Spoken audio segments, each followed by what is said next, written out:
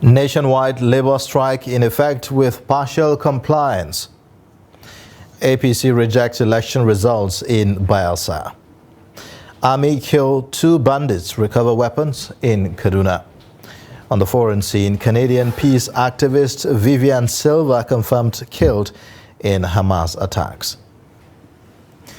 These are the headlines on Trust TV News Update at this hour. I am Ayuba Ila. Thanks for joining.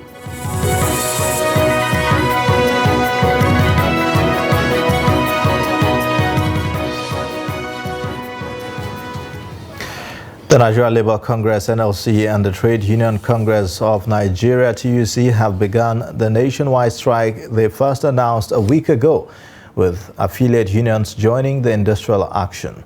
In a Facebook post on Tuesday morning, the NLC shared circulars by the unions indicating their compliance with the directive. The unions included the National Union of Banks, Insurance and Financial Institutions Employees, the Medical and Health Workers Union of Nigeria, and the Senior Staff Association of Nigeria Polytechnics. Others are the Academic Staff Union of Polytechnics and the National Union of Food, Beverage and Tobacco Employees, the Maritime Workers Union of Nigeria, and the National Union of Electricity Employees. The strike comes on the heels of the physical assault NLC National President Joe Ajero was subjected to in Imo State. Abiodun Alade, Daily Trust Bureau Chief South and Head Digital Operation from Lagos, now joins us via phone for an update. Thank you so much, Abiodun, for joining us on the news update. Thank you for having me. All right. Now, if you may, can you paint a picture for us on the situation in Lagos this morning as a result of the strike action declared by NLC? Well, as a result of the strike action that was announced by the NLC, we noticed that some public facilities, especially those not owned by the federal government, that activities were dissolved this morning. They didn't allow them to, they didn't allow the workers to actually go about their activities this morning. And that was also a little bit of a traffic congestion towards the Ikeja part, towards the Alausa part, because there was some movement of workers, trying to maybe hold a rally and stuff like that. So, but generally, Lagos is a bustling city. People are still going about their normal activities. But the major part of Lagos today that had a major effect happened to be at the port, where the workers decided to shut down the port. So that was actually major in the state today. What's happening at the administrative, sectors, in the administrative sectors of Lagos State, perhaps the Secretariat of Lagos? Yes, so from the report that I got, I think the Secretariat was not that dissolved, Lagos State workers are not expected to join this strike. I doubt if they're going to join this strike. So at the Lagos State, there was no major disturbance. Is that the position of the state NLC body? Well, I've not spoken with the chairman of the, but maybe I'm going to call her later. But I know that the last time that we had a strike like this, they didn't participate fully in it. So, and I don't expect this to actually be an exception based on what has happened in the past. All right. How about other private individuals, banks, and so on, other private sector? Yes, private sectors are working. They're working. The only issue that you need to actually solve the private sector from working in Lagos, we have to be the issue of transportation. And like the NURTW fashion that you have in Lagos does not support the Ajero-led NLC. So the NURTW, they are working today. They are not part of the strike. Those ones in Lagos are not part of the strike. So people are able to go about their normal businesses. So the private sectors are not that affected. Okay, but banks are working or shut down? Banks are working. Banks are working. Yes. Well, thank you so much for joining us, Abiodun, and for the update. We will keep tab on what's happening as it unfolds. Thank you. All right. Now moving on political issues now, Governor Doye Diri of Bayelsa State has secured re-election as the Independent National Electoral Commission INEC declared him winner of the Saturday's governorship election. Governor Diri of the People's Democratic Party polled 175,196 votes to beat his closest rival, Tinubu Silva of the APC, who scored 110,108. Friday Peter reports.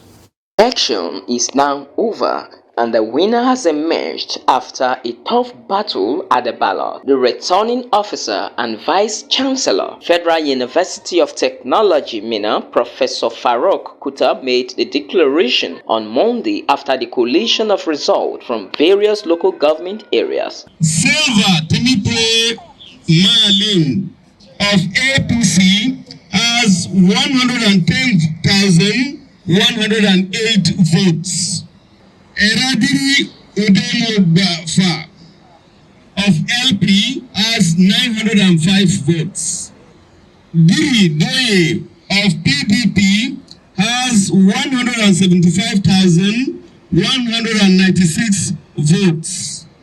The Diri Doye of PDP, having satisfied the requirements of the law, is hereby declared the winner and is returned elected. Signed by Farouk Adamokuta, the returning officer. After the declaration, the APC, which was the main contender in the election, rejected the results, citing several infractions over the credibility of the process. In Southern Nigeria, they cancelled 55,000 votes scored by APC in Ward 4, Ward 13, 14, 15, and 16, and 17. Now, the total number of PVC collected in those areas are in excess of 70,000 voters. Now, when you put the two together, the total number of PVC collected in the areas where elections did not hold were in excess of... In his victory speech, Governor Doye Diri thanked the people of Bayelsa for their resilience in ensuring that he is returned elected. And all of us from Bayelsa, let us rejoice and be law-abiding. That at the end of the day,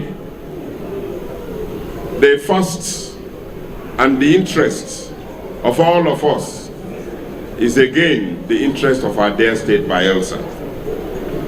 And that these mandates will motivate us to do more than what we have done in our first tenure.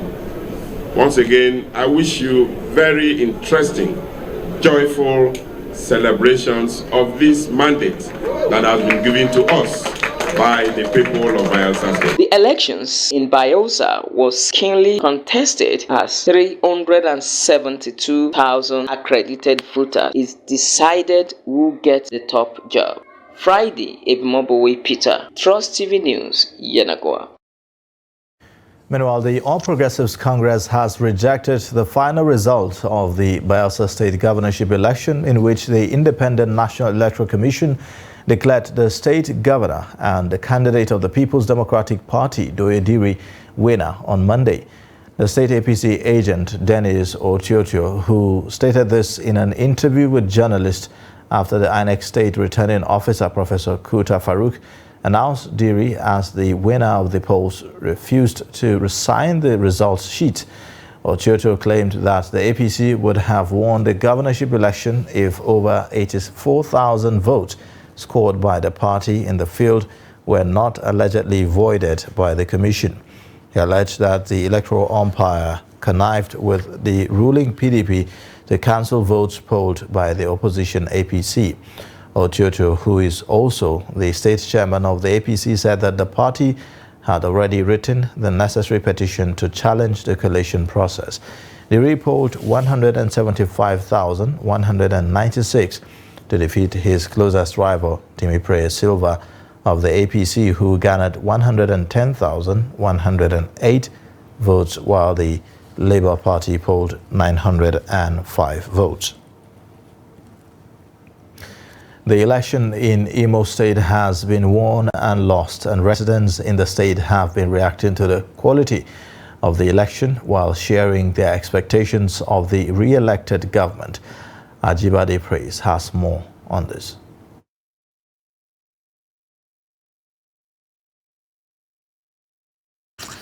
All right, we'll be bringing you that report subsequently. For now, Senate Leader Opeyemi Bamidele says that the Red Chamber will consider the diaspora voting rights this week as part of the ongoing review of the Constitution of the Federal Republic of Nigeria 1999.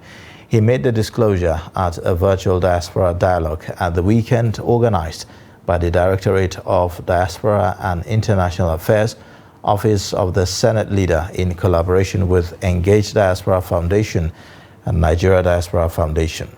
According to a statement by the Office of the Senate Leader in Abuja, Bamidele pointed out the resolve of the National Assembly to reconsider the diaspora voting rights and other related issues affecting Nigeria in the diaspora.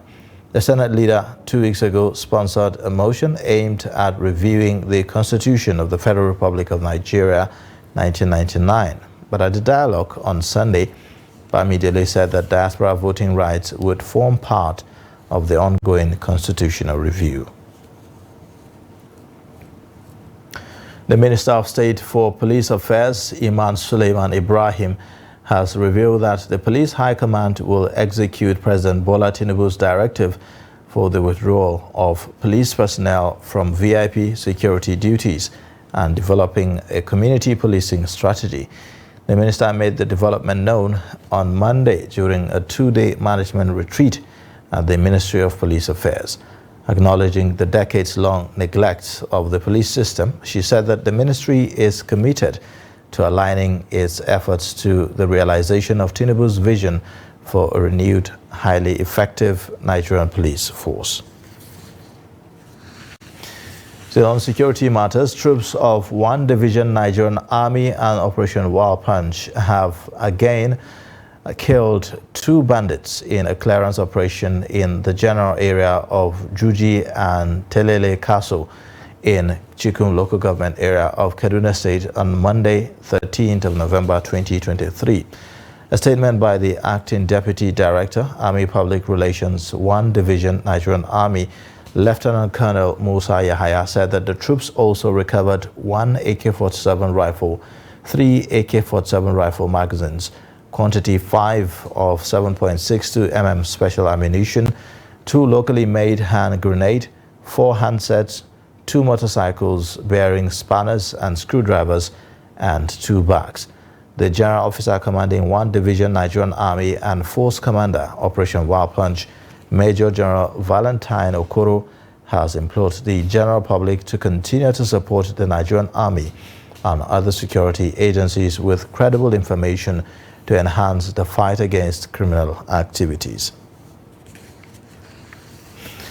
The Nigerian Security and Civil Defense Corps has arrested 9 suspects over alleged theft and breach of public peace in Gombe State. The command's public relations officer, Buhari Saad, while parading the suspects, called for collaborative efforts with members of the public to mitigate criminal activities in the state. Ibrahim Ismail reports. These suspects were arrested over alleged burglary and cow wrestling. 5 people, including 2 women, were arrested for public disturbance by engaging in a fight. Involving one Ibrahim, who is now at large. They are fighting over phone, and it's a breach of public peace. We got them arrested, and they have all confessed to that crime. And the other category, we have the case of burglary and theft involving one Bello Usman, male, 29 years old, a staff of the Federal Teaching Hospital Gombe. He works with the nursing department. He stole 5 burglary windows belonging to a complainant who happens to be his elder brother. Speaking to newsmen, the suspects confessed to the crimes.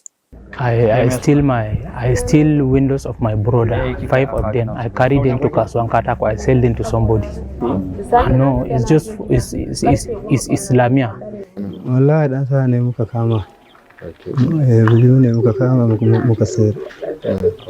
We wrestled and sold the cow. The agent was arrested. We were informed. That was how we were arrested as well.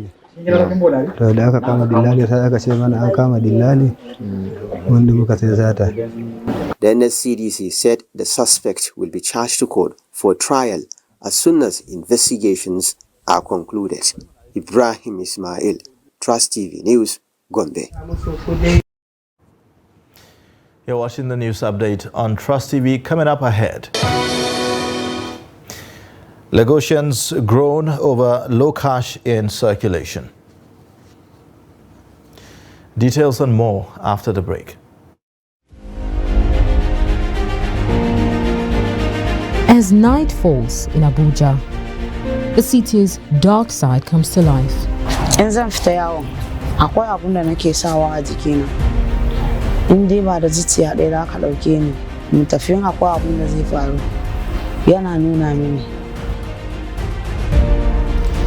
The speedy underworld of commercial sex work is flourishing in Nigeria's capital city. Despite the dangers and health hazards, young women join the trade every day in hopes of earning quick money and a life of luxury. Every day, when I wake up, I used to ask myself, why am I doing this kind of thing? If I see myself on the street, I used to shed tears every day. They say their families have no idea what they do, while their tears suggest some remorse, maybe pain and even regret. These ladies hope others will learn from their story.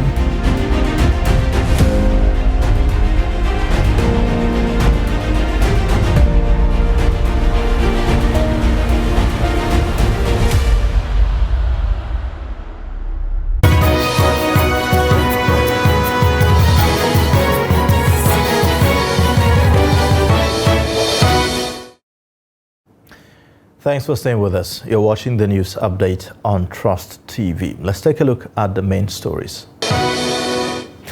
Nationwide labor strike in effect with partial compliance. Plus, APC reject election results in Bayelsa.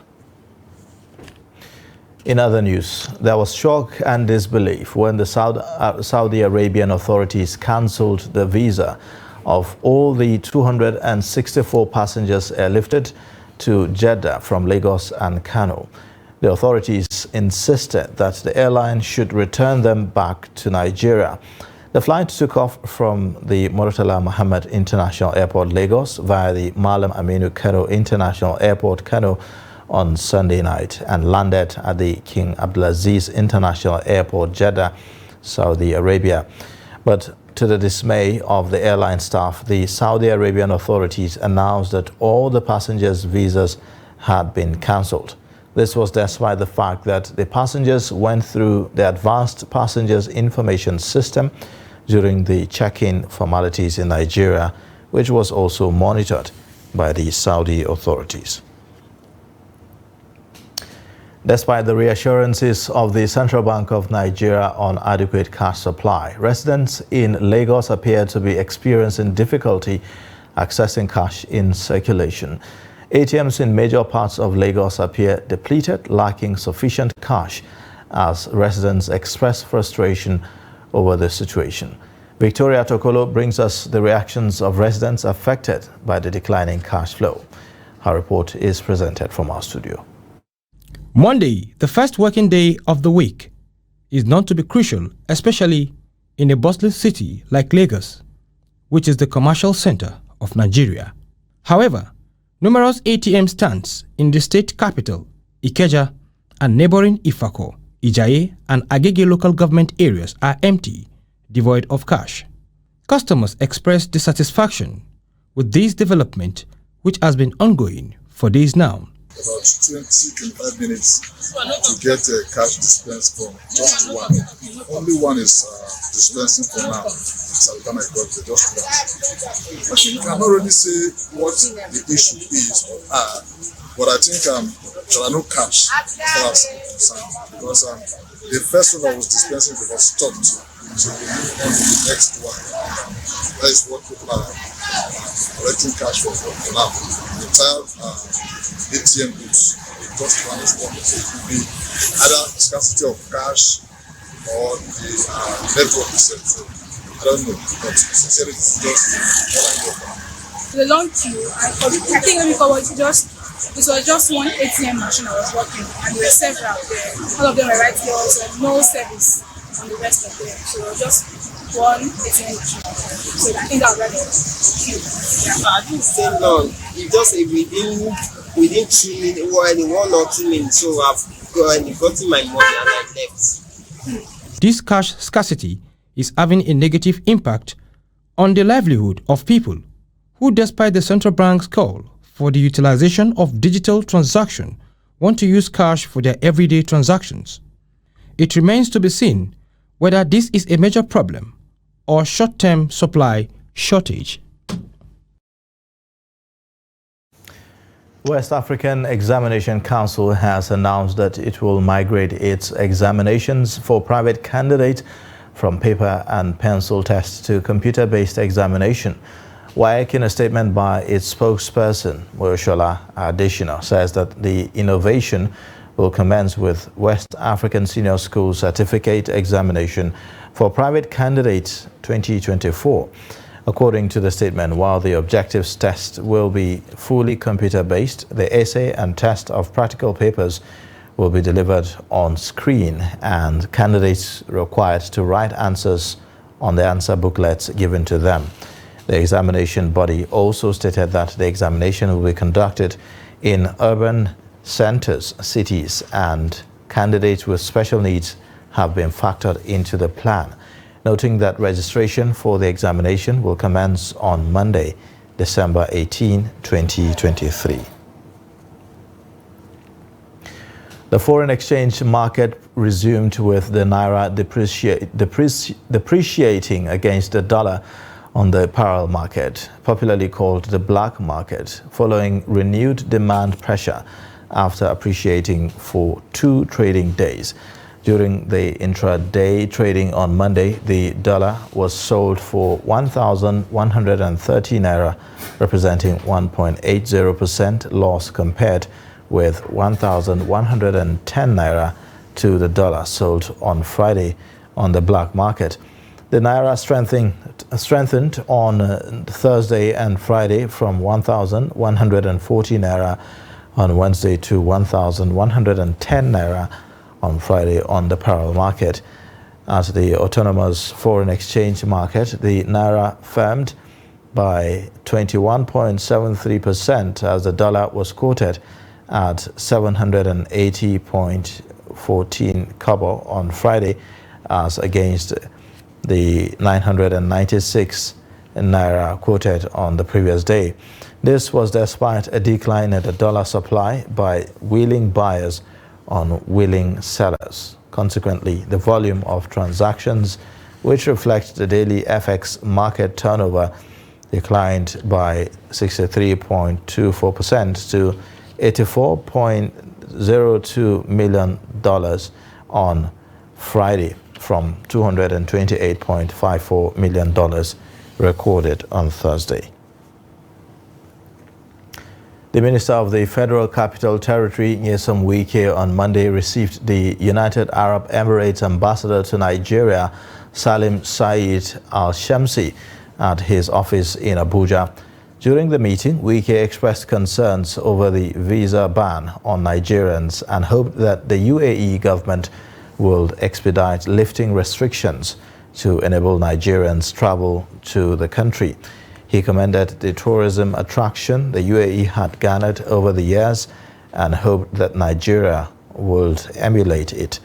The minister further said that the relationship between both countries was important to foster national development and promised that the federal government will explore more ways to partner with the UAE to ensure economic growth in Nigeria. We believe with the relationship the Mr. President has created between Nigeria and the United Arab Emirates, it is important for the city to consolidate. Yes. And we would like to partner with the United Arab Emirates as it relates to the city of Abuja. We have a lot in common. The United Arab Emirates have become a tourist center of the world. Yes. And that is what we also crave. that Abuja should also be a tourist center. And therefore we're open to discussions.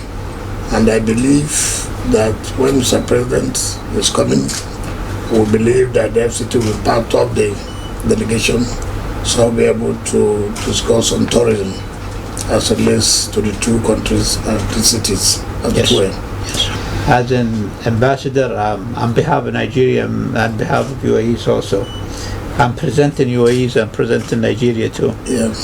And Alhamdulillah also, my president, I call him my president tinubu, he's coming to UAE end of this month to attend the COP28, inshallah. Okay, at the end of the month. Yeah, inshallah also. And that's going to be something great for us to have such a great person like him, to be honest with you. On the foreign scene, Vivian Silva, a Canadian-Israeli peace activist who went missing during Hamas's October 7 attacks on Israel, has been confirmed dead. Silva, 74, was killed in the Palestinian armed group initial attacks on southern Israeli communities. Silva's son, Yonatan Zagan, told CBC News and CTV News on Monday. Silva, the founder of Women Wage Peace and the Arab Jewish Center for Equality, Empowerment and Cooperation, had been living in Kibbutz Be'eri near Gaza after relocating from Winnipeg in the early 1970s. Canadian Foreign Minister Melanie Joly described Silva as a proudly Israeli Canadian and lifelong advocate for peace.